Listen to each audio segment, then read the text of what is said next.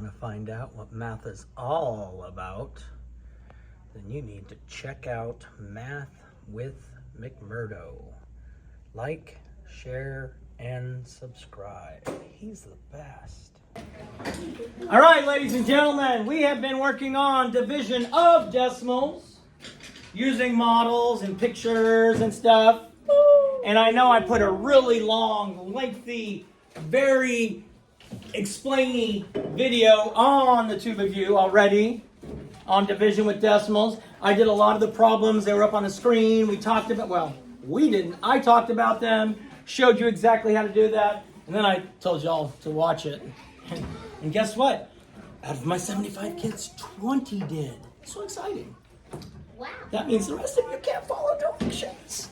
Today we're going to talk about dividing decimals by whole numbers using the algorithm of standard.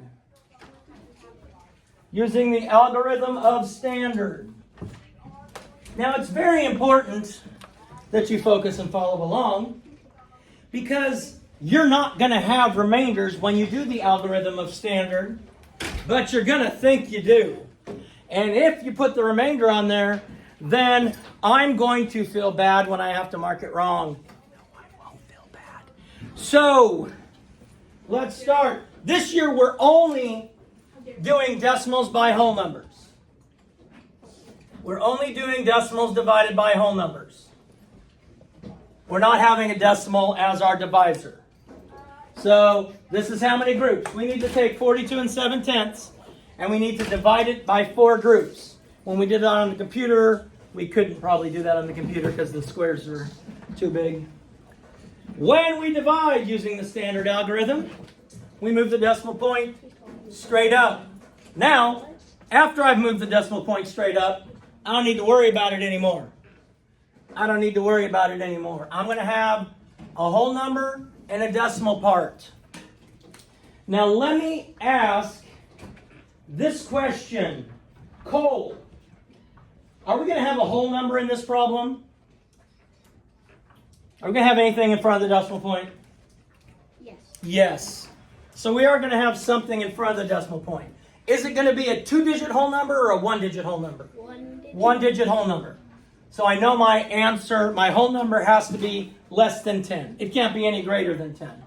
So I'm going to have a whole number, and I'm going to have some stuff behind the decimal point as well. Now, Cole, I need to take, does 5 go into 4? No. No. So I'm not going to have a tens place.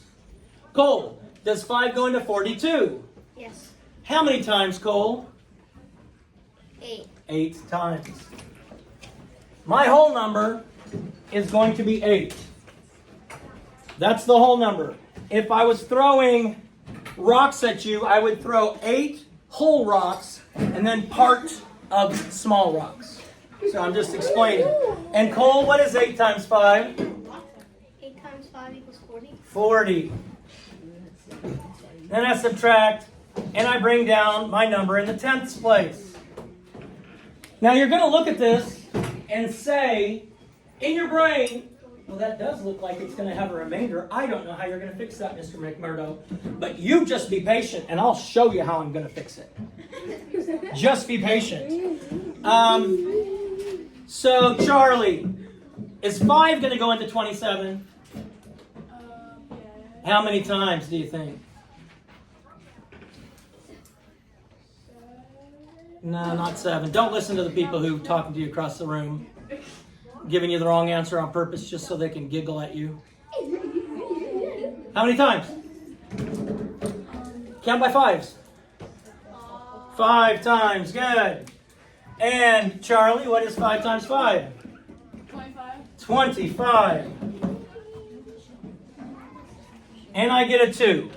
Now what I've seen in the past, and I know you guys are brilliant, so I'm not going to see it, is I've seen people just take this 2 and put it in the hundredths place. No. It's not how it works. I'm going to add to the number 42 7/10. I'm going to make it 42 70 hundredths. So I've given Cole 42 7/10. but I'm reaching in my pocket and I'm going to throw 0 hundredths at him. See, he didn't duck. He did not duck because 0 hundredths doesn't change the value of the number. But now, I can bring down that 0.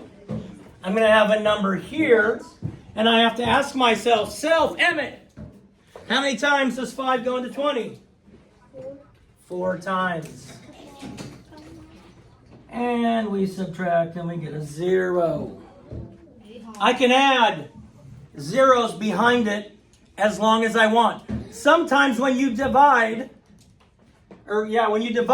it might go on forever. But if I had a problem that did that, I would just say round it to the nearest hundredth or something like that.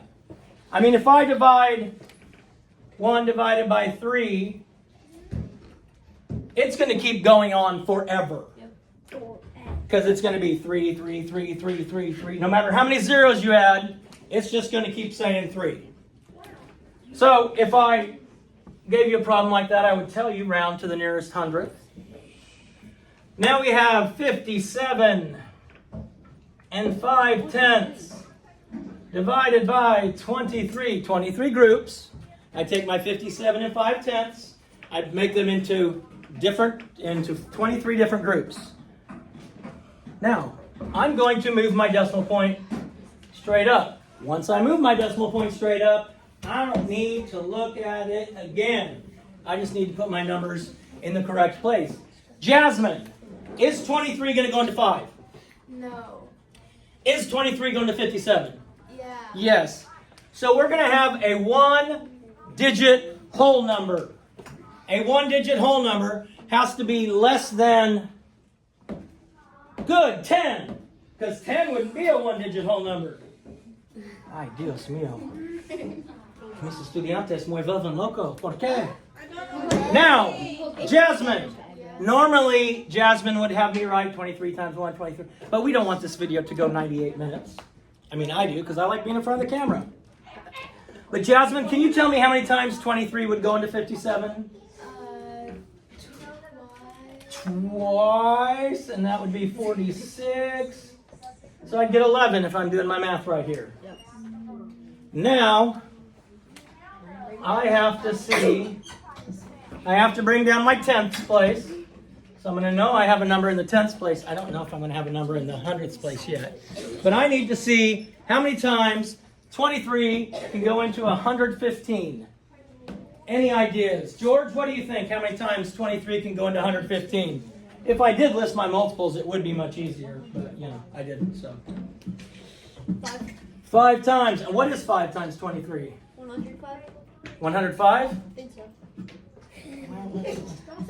23 times 5. No, it's 115. Oh.